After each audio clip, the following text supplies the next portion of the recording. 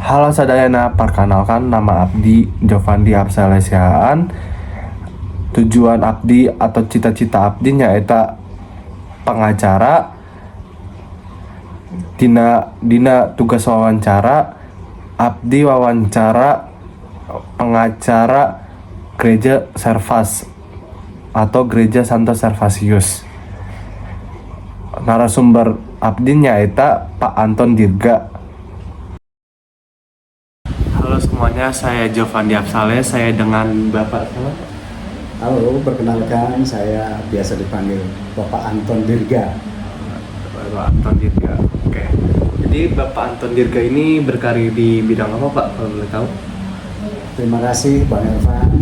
Jadi Pak Anton saat ini profesinya sebagai seorang advokat.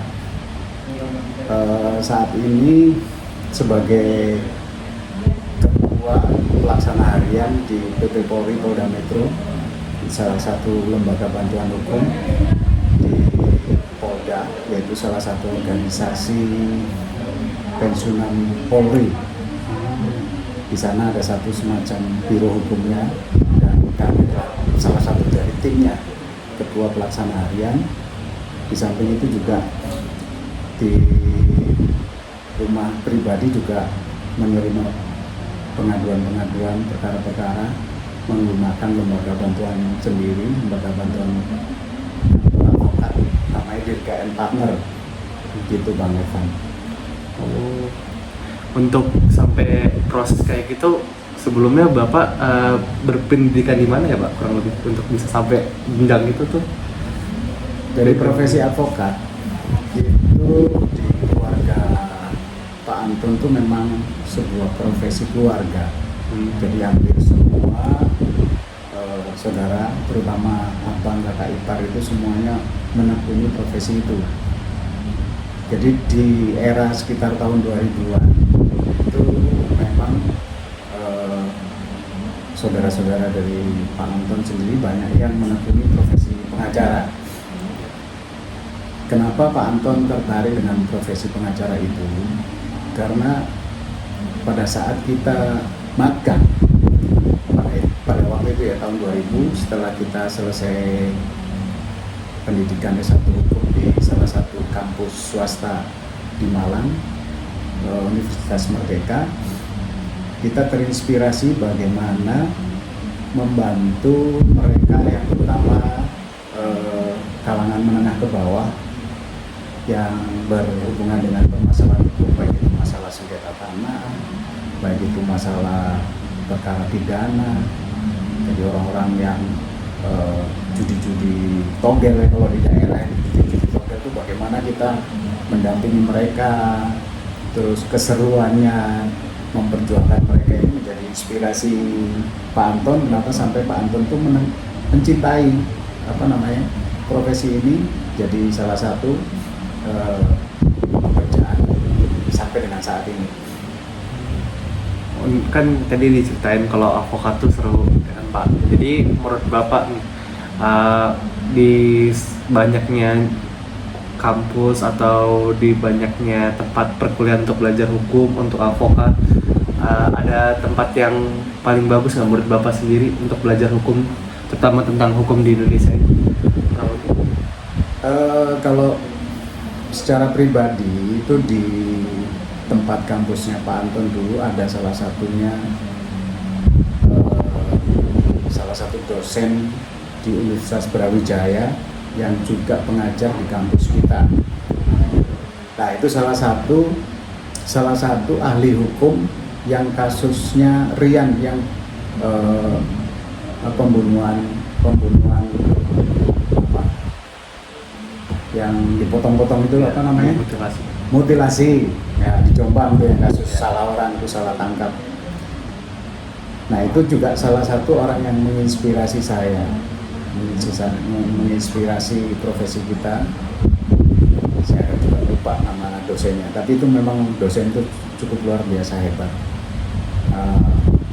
Ini juga salah satu kampus di tempat kita itu juga mengajari namanya sidang semu.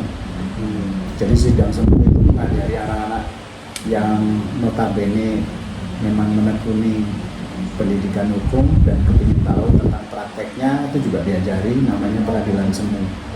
Jadi seolah-olah ada hakim, jaksa segala macam, itu juga bisa buat menginspirasi anak-anak muda yang sekarang itu kalau ingin menekuni profesi avokat, profesi hakim maupun jaksa, itu masih diberi peluang. Bahkan sekarang mungkin di semua kampus-kampus itu juga sudah mulai banyak namanya pos bantuan hukum.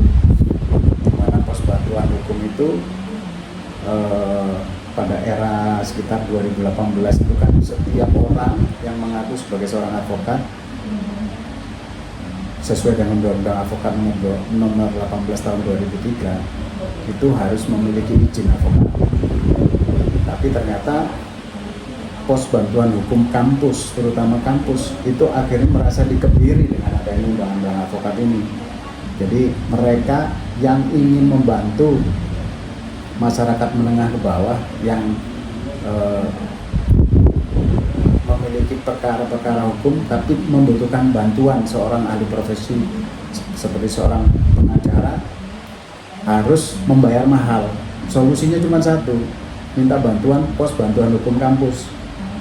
Jadi di kampus sendiri itu ada. Nah, semenjak ada uji materi, judicial review tentang undang-undang advokat itu, sekarang pos bantuan hukum sudah bisa membantu layaknya seperti seorang advokat. Jadi nggak perlu pakai izin seorang advokat, tapi sekarang sudah bisa mendampingi masyarakat yang membutuhkan bantuan hukum. Sekarang sudah bisa, apalagi sudah ada namanya paralegal segala macam ya.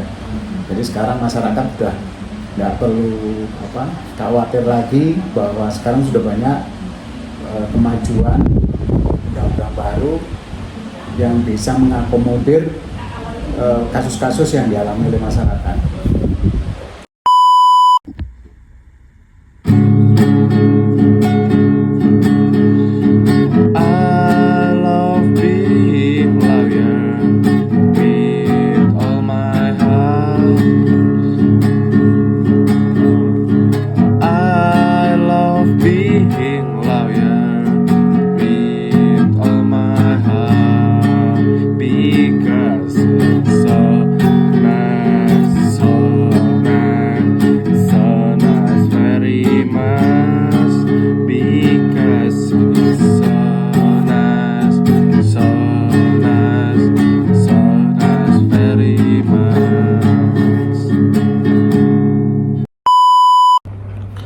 Sau giờ lao yên的摘访责任，sau giờ否了sau giờ一个，当个sau非否了我好到了广泛而深入的这些由于否了世界的领有很大所以我有很大在之后深入要较大。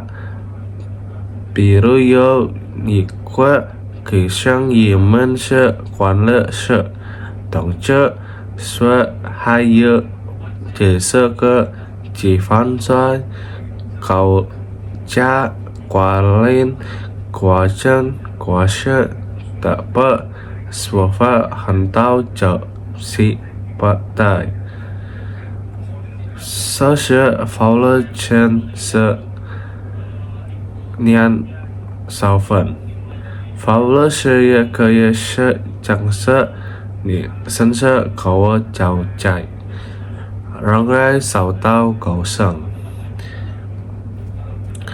不然我将有高工的教育环境，因为所以公司好机构都需要法律实施。